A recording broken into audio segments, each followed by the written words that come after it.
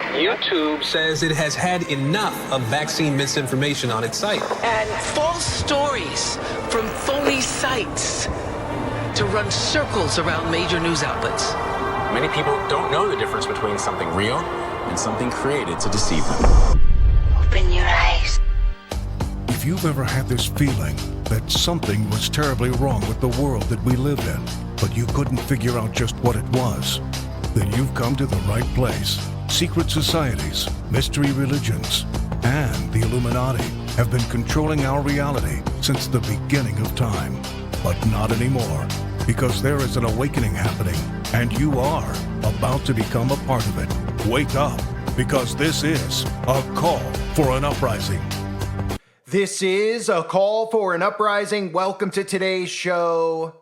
I wanted to cover this story for anybody out there that hadn't heard it yet. There was a blood rain event that occurred in Iraq, and they're calling it Freaky Blood Rain Phenomenon. Turns tides and beach red. Truly unique. And the images are very, very spooky. And of course, people like me and you will think of the Bible and prophecy about the rivers and the seas turning to blood mentioned in Ezekiel and Revelation chapter 16, verses 4. And of course, they're going to use science to explain everything away. And I'm not saying that what's falling from the sky, what you're seeing, is actually blood rain. But what I do find important when these stories come out is to pay attention to the wording of these stories, because they bring the Bible into these articles, trying to discredit the Bible or make people like us seem like crazy conspiracy theorists, that we actually believe that the book that we believe in and the Father that we believe in is actually going to do the things promised in the Bible in the end times. And of course, we all know in Matthew chapter 24, verses 3 through 31, the signs of the end times and the end of the age and the many things that are going to come, including Christian persecution. But it would be hard to ignore some of these things that are going on around us. Now, I'm going to play for you the clip for anybody out there that hasn't seen it. It's very, very spooky. It's very, very bizarre. Of course, they explain it away the way that they always do. They say it's not supernatural. It's science. The soil, known as galak, reportedly contains a high amount of iron oxide, hence the plasma evoking hue. So they'll tell you that that's what this actually is, but it's still worth noting some of these events that are happening around us, including another river that turned red, which I'll show you after, in Buenos Aires, Argentina. But let's start with this for anybody out there that hasn't seen. Take a look.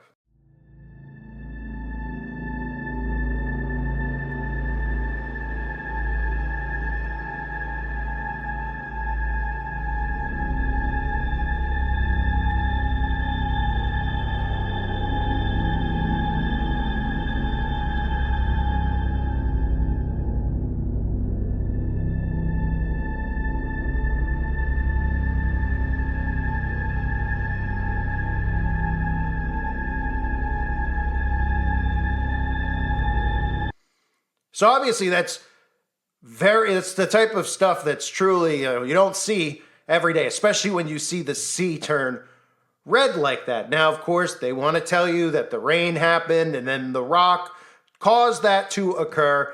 And I'm not saying that this is a biblical event. I'm not saying that that's not true. But a lot of these articles, when they talk about it, they say things like, the shoreline off an Iranian island turned bright red after getting battered by heavy rains, into scenes straight out of the Bible. Footage of this so-called crimson tide line is currently amassing millions of views online, but then they go on to say, this is not supernatural. This is nothing more than a phenomenon. But then why doesn't this phenomenon happen all the time when it rains in these places? Why is this one of the first times that we've actually seen it in that specific location? And then, of course, how do they explain what just occurred in Argentina if you haven't seen this incredible footage of the rivers literally turning red as blood? Take a look at this.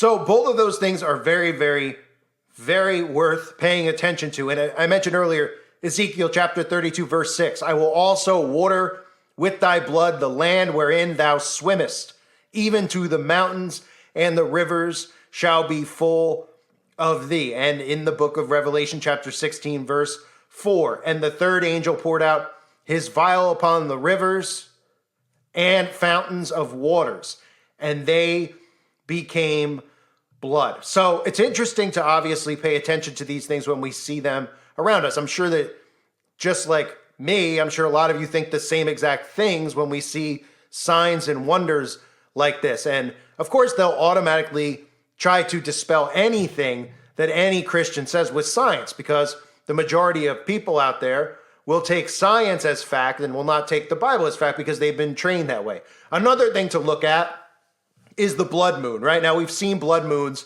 many, many times, right? Blood moons occur every single year. So I'm not saying that every time there's a blood moon that the end times are here, that we're near the end times. We just had a blood moon yesterday or early this morning. But if anybody out there hasn't heard some of this other stuff about the moon rusting, it's very clear that they're going to use science as a way to explain the book of Revelation chapter 16, verses 11 through 13 about the moon becoming as blood permanently. NASA even has an article about the moon is rusting, and researchers want to know why. So we're not talking about a blood moon here. We're talking about the moon rusting, which means that the moon, they're telling us, is going to permanently turn red. And they're going to tell everybody out there why the moon has turned red, because they don't want people out there to actually read their Bible. And we all know most churches never read the book of Revelation anyway. But in the book of Revelation chapter 6, verse 12, and I beheld when he had opened the sixth seal, and lo, there was a great earthquake, and the sun became black as sackcloth of hair, and the moon became as blood. And this is what they're trying to say. So you could expect this in the future in regards to a rust moon. For anybody out there that hasn't heard about what they're going to claim and what NASA's already claiming with this rust moon, they're telling you that science says that the moon eventually, because of the moon's interaction with the Earth's magnetic tail, that the moon is going to rust and start turning a different color, an orangey red color. This is a stream of particles that have been first trapped by the Earth's magnetic field, then blown out of it by the solar wind. So they're obviously going to use science to cover for a lot of this stuff. We know that they're going to use, obviously, climate change to cover for a lot of the events that occur in the Bible about earthquakes and the things that happen. I've always kind of argued with some Christians about this specific thing because Christians get on me about some of the events that occur in the end times, including earthquakes and famines. And I personally don't recall where it specifically says that it's caused directly by God, that God's creating a famine and God is creating the earthquakes. I just recall reading, especially in Matthew, about these things happening, right? In Matthew chapter 24, verses 4 through 8. And Jesus answered and said to him, take heed that no one deceives you, for many will come in my name, saying, I am the Christ, and will deceive many. And you will hear of wars and rumors of wars. See that you are not troubled, for all these things must come to pass. But the end is not yet, for nation will rise up against nation, and kingdom against kingdom, and there will be famines, pestilences, and earthquakes in various places. All these are the beginning of sorrows. Well, we know that they have the ability to create, obviously, weather modification. I mean, this is documented. This is proof. These are all the towers that you see around you, like their NOAA towers or HARP towers, or even I believe the 5G towers are used for weather modification to steer these things. Obviously, everybody out there who's followed my channel over the years, you're all awake and aware to weather modification, including the government's documents about being able to own the weather by 2025. So obviously what we see them doing is trying to deflect away from government documents and government experiments and government research that is done at places like HARP and NASA that has to do with weather modification by telling everybody out there, well, it's just what's happening right now is because of carbon emissions. But there's great deceptions that are all around us at all times. So they're going to try to dispel many things that are actually wonders from God in the end times. And again, I'm not saying that these rivers turning red are in fact an act of God. I'm not going to speak on behalf of God, unlike, a lot of the MAGA supporters who clearly speak on behalf of God by saying that divine intervention saved his life, right? I mean, it's pretty ballsy to say stuff like that and act like you actually have the answers directly from God, but that's the psychosis that those people are in. But these events are going to continue to occur, and the reason that they tell you that they happen are, of course, not going to be the reason that they say, because they use science to obviously brush the Bible under the rug, to make people like who find that article say, well, the Bible people are going a little bit crazy here. They're saying that Jesus is going to return tomorrow. He's going to fly down. There's going to be a rapture.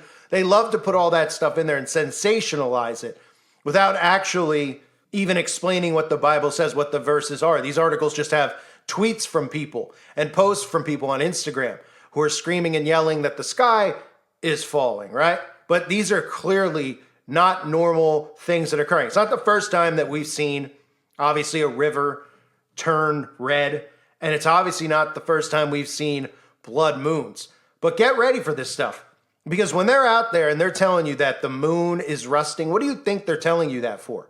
Would anybody give a crap? There's rust on the moon. They can't even go back to the moon, although they're trying to pretend now like they've gone back, and corporations are going back. There was recently a story about a Texas corporation landing a shuttle on the moon. It's so ridiculous because they know they have to ease people in to this Mars stuff. So a lot of people are going, well, what about the moon? We never went back there. Why are we all of a sudden going to Mars, right? But how would they even know this? Well, they claim that they found out that the moon was rusting, of course, because they want to tell you eventually when the moon does turn red and the sun does turn black like sackcloth, that it's all science and that it's not an act of God. But the fact of the matter is, these, of course, are all prophecies being fulfilled. And when you bring up the book of Revelation or even Ezekiel, many churches don't read the book of Revelation. That's a fact. I mean, I don't know many that do. Now, I know a lot of you who follow my channel obviously find pastors online that speak about the book of Revelation, but many, many, many don't. And I've said this often.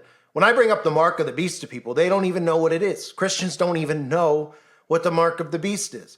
They don't know about a lot of Bible prophecy because they haven't been taught it. A lot of 501c3 churches, obviously, their job is to get them to do what? Be in bed with the synagogue of Satan, and then to tell them all these wonderful things and bring in politics and Trump and tell them how everything is cookie cutter and pay attention to the bake sales on the weekend and the field trips that they go on. Many people don't know about biblical prophecy, but these are things people need to pay attention to. When rivers start turning red, and then NASA tells you that the moon is eventually going to be permanently an orange shade of red, well, what do you think that means? Huh?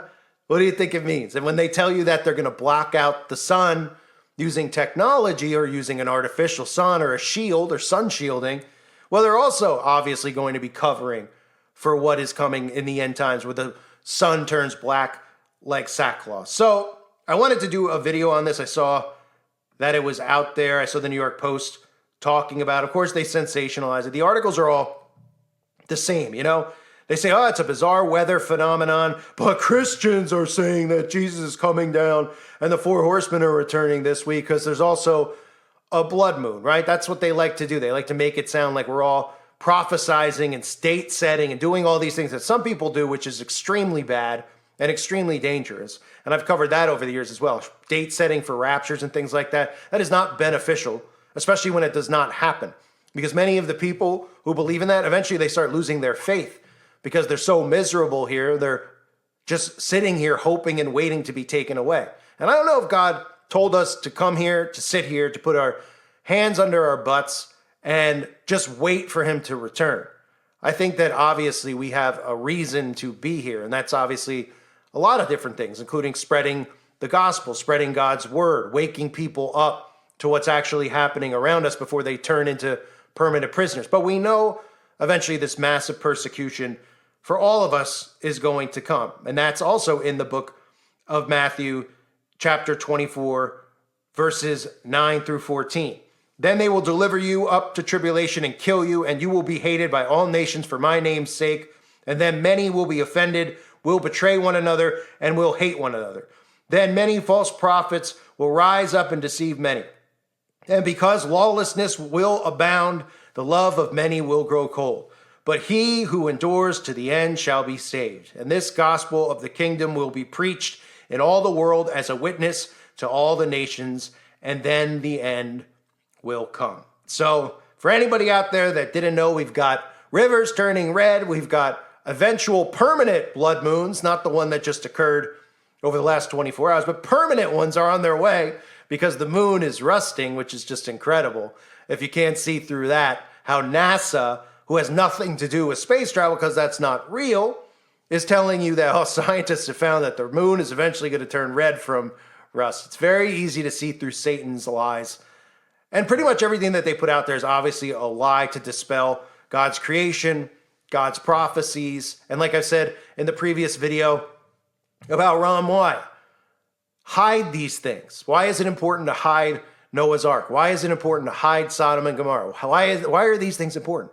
Because by hiding them, then they could say, well, the Bible's a myth. Prove that it's real, right? But if you could actually say, well, this is the exact location where the ark was, people would say, what? Oh, well, how could you call the Bible fake now? It's science, right? It proves it. It's right there. Well, they don't want that, do they? And they don't want people to see the signs of the times around them either. I thank everybody for being here. I hope you're all doing well. God bless you and your families as always.